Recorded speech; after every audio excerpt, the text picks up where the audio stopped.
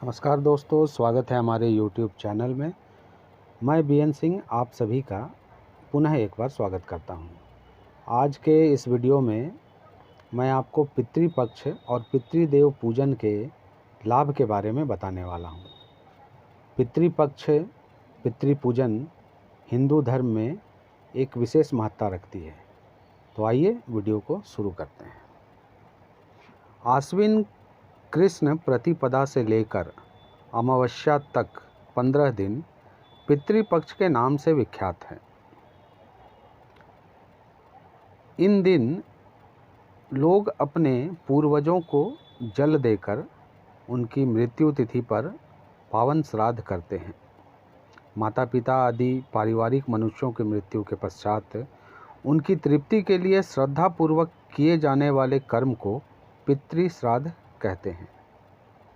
हिंदू धर्म में माता पिता की सेवा को सबसे बड़ी पूजा मानी गई है।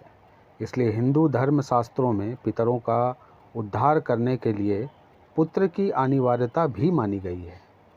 जन्मदाता माता पिता को मृत्यु उपरांत लोग भुला न दें, इसलिए उनका श्राद्ध करने का विशेष विधान बताया गया है। भाद्रपद पूर्णिमा के आश्विन कृष्ण पक्ष अमावस्या तक के 16 दिनों को पितृपक्ष कहते हैं, जिससे हम अपने पूर्वजों की सेवा करते हैं। आश्विन कृष्ण प्रतिपदा से लेकर अमावस्या तक ब्रह्मांड की ऊर्जा तथा उस ऊर्जा के साथ पितृप्राण पृथ्वी पर व्याप्त रहता है। धार्मिक ग्रंथों में मृत्यु के बाद आत्मा की स्थिति का बड़ा सुंदर और वैज्ञानिक विवेचन भी मिलता है। मृत्यु के बाद दशगात्र और षोडशी सपिंडन तक मृत्यु व्यक्ति की प्रेत संज्ञा रहती है। पुराणों के अनुसार वह सूक्ष्म शरीर जो आत्मा भौतिक शरीर छोड़ने पर धारण करती है, प्रेत कहलाती है। प्रिय के अतिरिक्त की अवस्था प्रेत है, क्योंकि आत्मा जो सूक्ष्म शरीर धारण करती है तब भी उसके अंदर मोह माया भूख और प्यास का अतिरेक होता है। सपिंडन के बाद वह प्रेत पितरों में सम्मिलित हो जाता है। पुराणों में कई कथाएं इस उपलक्ष्य को लेकर, जिसमें कर्ण के पुनर्जन्म की कथा काफ़ी प्रचलित है। हिंदू धर्म में सर्वमान्य श्री रामचरितमानस में श्री राम के द्वारा श्री दशरथ और जटायु को गोदावरी नदी पर जलांजलि देने का उल्लेख है, एवं भरत जी के द्वारा दशरथ हेतु दशगात्र विधान का उल्लेख भारत किन्हीं दशगात्र विधाना तुलसी रामायण में हुआ है। पितृपक्ष में हिंदू मन, कर्म एवं वाणी से संयम जीवन जीते हैं। पितरों को स्मरण करके जल चढ़ाते हैं, निर्धनों एवं ब्राह्मणों को दान देते हैं तथा उन्हें भोजन कराते हैं। पितृपक्ष में प्रत्येक परिवार में मृत माता पिता का श्राद्ध किया जाता है, परंतु गया श्राद्ध का विशेष महत्व है। वैसे तो इसका भी शास्त्रीय समय निश्चित है, परंतु सदैव पिंडदान करने की अनुमति दे दी गई है। पितृपक्ष में हमारे द्वारा दान किया गया भोजन हमारे पितरों को प्राप्त होती है।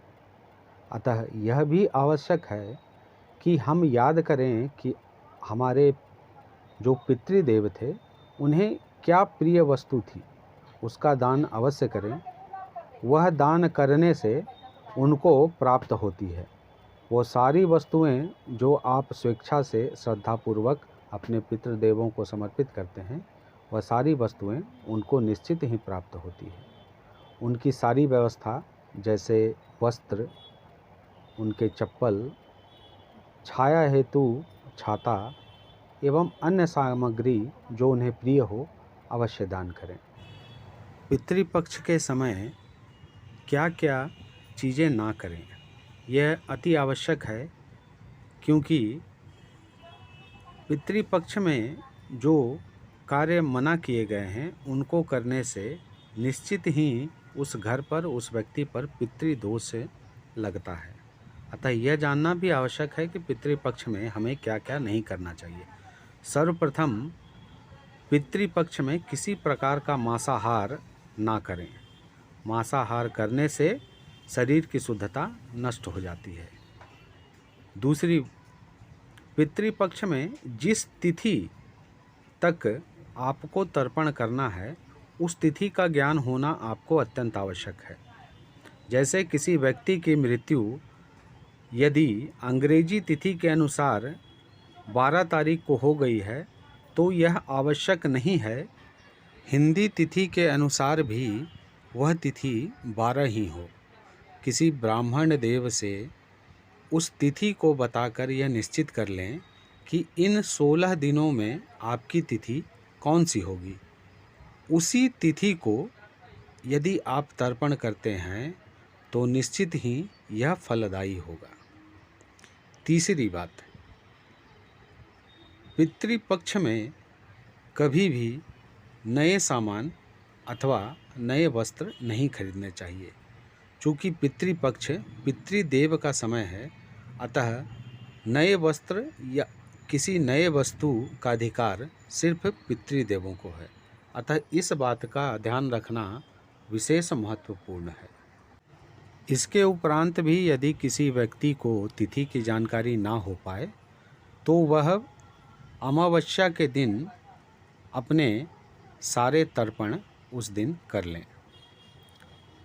पितृदेवों का आशीर्वाद हमें अत्यंत आवश्यक होता है और वो पूरे परिवार की खुशहाली के लिए उनका संतुष्ट रहना अति आवश्यक है।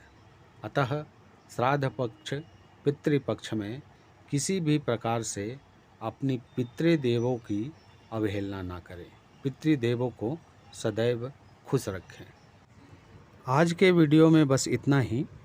अगले वीडियो में हम नए विषय के साथ आपसे फिर मिलेंगे। जिन्होंने अभी तक हमारे चैनल को सब्सक्राइब नहीं किया है वो कृपया सब्सक्राइब कर लें। बहुत बहुत धन्यवाद।